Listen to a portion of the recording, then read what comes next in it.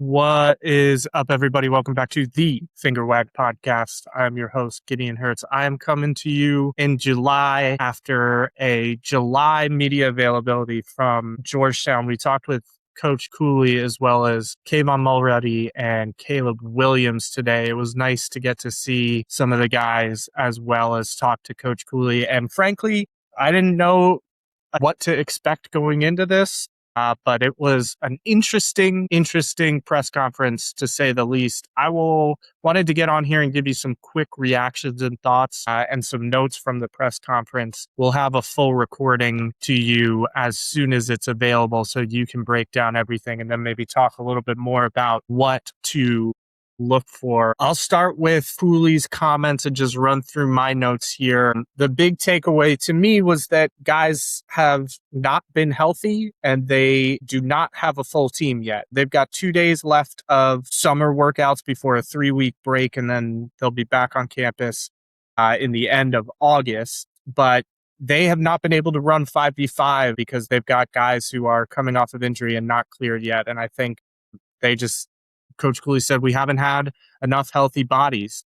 And I think that was echoed in his comments as well about what this team needs what he's looking for this season. And one of the first things he says is, we've got to find a way to stay healthy for a full season. I think you saw that last year, the impact of injuries in key places. We don't need to rehash those, but of all where the roster stands, which we'll talk about here in a second, the key I think really is you have to have healthy bodies this year, and they're not starting from that point for sure. He mentioned both Kayvaun and Caleb are coming off of surgeries in the offseason. Neither have been approved for 5v5 yet. I believe the new incoming point guard, Jalen Lowe, also coming off of shoulder surgery, I believe, or shoulder injury at least, that basically kept him out all of last season at Kentucky. He comes in and has not played 5v5 yet, though is starting to work out. And Coach Cooley said they expect him to be 100% when they return. But they got guys who have been in and out, apparently. And those are just the ones that we know about. It sounds like they haven't been able to field a full 5v5. So a lot of working out in pieces. And I think health is going to be a huge factor going into the year. He mentioned the targets for the staff in the portal this offseason. They wanted to bring in kids who had know-how at shooting. He said so far he thinks they haven't done a good enough job of identifying shot making. He also, had some interesting comments that I'll encourage you to listen to about, how things may have changed with NIL, that there's a lot of kids out there that want to be good. Not sure how many kids want to be great. And I think that's something that you've heard from a lot of coaches, that the drive now that guys are getting paid is just a little bit different. They really wanted to highlight and bring in kids with know-how, shooting, ball handling, and an understanding of the game. He talked again about losing close games and how that's been an aberration last year versus how the staff has worked in the past. We talked a lot about that last season as well, but they certainly are focused on end of game execution. And I think there's a different feel with the team a little bit this year. That's my vibe. He talked about Caleb and Kayvaun both coming off of a good offseason as far as shooting the ball. They've gotten shots up and have shot really well. Both have had surgeries and are just getting healthy though. So I'll share some thoughts from Caleb and Kayvaun as well. I asked Coach Cooley just straight up about the impact of losing Vince and Julius. I specifically asked it in a way that I think I wanted to give him an opportunity to talk about what losing them was about and felt like versus just the outlook moving forward. And he took the opportunity. He said straight up, did not anticipate losing Julius, caught them off guard. He mentioned financing. He mentioned agents. It sounds like they were operating as you would expect to bring Julius back under the agreement that he signed. There wasn't, not signed, but the agreement that he made. And they were caught off guard a little bit by the ask and it sounded like, putting two and two together. An agent came to them and said, this is what it's going to take now to keep him. And Georgetown is either unprepared or not able to match that. That to me was really interesting that, he took the opportunity to talk about what losing Julius was like. And it certainly sounded like that was not something that they really expected and anticipated. Interesting comments on Vince. I got to go back and listen to this because he mentioned the Vince waiver, that they were involved in that, and sounds like that's still open. I could be inferring here from what coach said, but it sounds like there's still a possibility of Vince's waiver coming through. I would really caution anybody to get their hopes up about Vince coming back. But obviously, if Vince comes back, that's huge. I will say Vince was just in New York at the St. John's practice, I think I saw, where they brought in former St. John's players to scrimmage against the new team. Vince was among that group.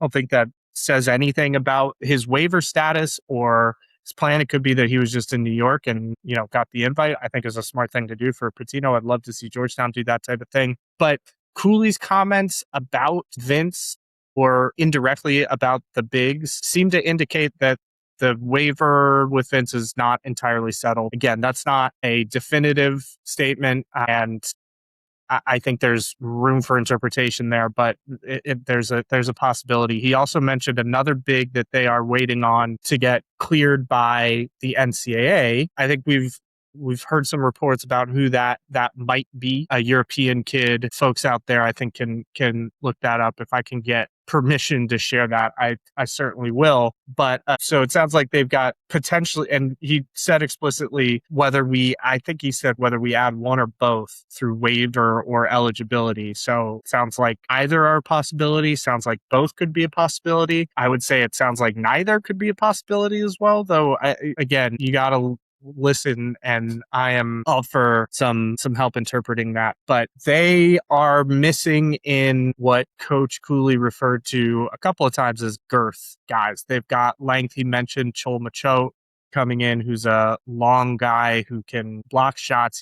He said he's talented offensively, but they are missing a little bit of the girth inside, and they're going to have to deal with that accordingly. Whether that means the Vince gets a waiver and he's able to come back, whether it means the European who is waiting on eligibility is able to go. Speaking on the roster, Coach Cooley did say everybody is on campus. Not everybody has been able to participate. There's eligibility, there's health, but it sounds like all the guys are on campus. They've just added some international guys. Obviously, I think that refers to Pedro Pastre from Brazil, who we've had reports of being added to the team. He's on campus, I believe. It sounded like he was doing doctor stuff. Again, this big that is potentially being added through eligibility, I think sounds like he might be on campus, just not participating. Obviously, Georgetown isn't going to comment on that specifically, but we're reading between the lines a little bit. Coach Cooley was asked about Georgetown's spending in the offseason, particularly given the Athletic report on Big East revenue share and NIL spending. He said, we're doing a better job. I think we could be doing a bit better. We can do a little bit more. I'm just a coach here. I'm going to do what I'm told. He also mentioned there's a different rule we play by here at Georgetown. There's a different academic rigor. Some of the student athletes don't want that academic rigor. They just don't want it. I'm pushing a bunch of quotes together. That is not an exact quote. Those are a couple of things he said in the course of that answer. And to me, I think it was it's always interesting, particularly with Coach Cooley, what he chooses to say. I think he's very aware of the words that he uses. He's very aware of what he says. And I think, reading between the lines there's some things that are outside of his control at Georgetown that I think I would imagine are frustrating, that I think, they feel like they're in a pretty good place with NIL, and there are things that they can and can't do with NIL. I also think the academic rigor point is really worth taking. Not that, we've heard about Georgetown being a school with academic standards that's been tough for transfers to get into. I don't think that's what he's talking about here. I think he really is talking about some kids now that the onus is a little bit more on NIL, frankly, at this level. Some kids just do not want to go to practice or go to classes to have to,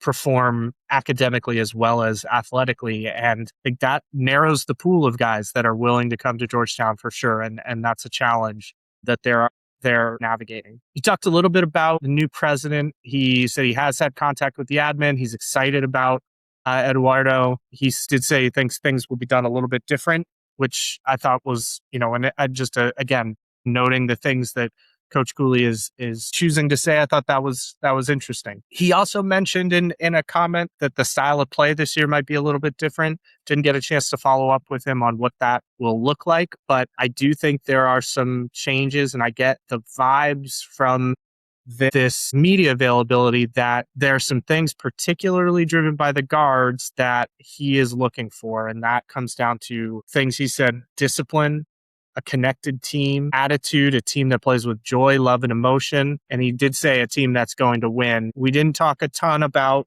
expectations or what success looks like. We'll definitely ask that, Worry. But it was interesting to hear sort of what he, again, chose to say and chose to point out. And, the things that jumped out to me, certainly in shooting, he chalked up, or, you can draw a line between his comments of talking about late game struggles and losing late games close with shooting and decision making. I think they wanted to bring in guys who, that's what he means by know-how, frankly, guys who are going to make the right play down the stretch, which was a problem last year, frankly. Any way you look at it, the guard play was just not good enough to win enough games, and they didn't shoot well enough to win enough games, particularly from deep. So it'll be interesting to see if the shooting does bear out.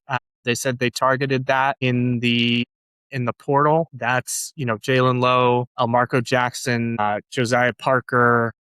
Those are guys who I think are maybe a little unproven in shooting, but have some upside. Jalen Lowe may be an outlier there, of a guy who you'd expect to shoot pretty well, but it'll be interesting to see if that pans out. I do think the bigs are a big concern right now. Right now, as you look at it, and I'll talk about perhaps what is the biggest takeaway from this media availability. I'm talking about burying the lead, but it sounds like Caleb has moved back to the 3 officially, which is awesome to hear. I think that's the right call. It'll be interesting to see how they're stacking up and lining up with that. I wonder if that means you'll have Josiah Parker, the starting lineup, with probably at this point Joel, or the European big that hopefully gets eligibility here. Some combination of those guys. They are missing a little bit at the 5. It's both bodies and big bodies, as Coach called it. They don't have the girth guys right now. He did shout out very briefly Seal. They like what they've seen from him. I don't get the sense that Seal is the plan. For those of you who were concerned about, Seal just jumping into being a starter or a primary backup, I didn't get that sense. We didn't ask that specifically, but I think they like his progress. But they need 1 or 2 bigs for sure. And it sounds like they've got plans to bring at least one in. And again, who knows about Macy? I'm sorry, who knows about Vince? That is an interesting comment that I'm not sure what to make of it. He did say, when asked specifically whether the roster is set, they are always looking to add and looking for guys who could help Georgetown. So I think the roster is mostly set, but I think that they are open to adding guys. And you take that as you want to. Kayvaun and Caleb, again, the 2 players who were made available, both coming off of surgeries. Both, I thought, really interesting comments, and really, obviously good guys, good kids, good players.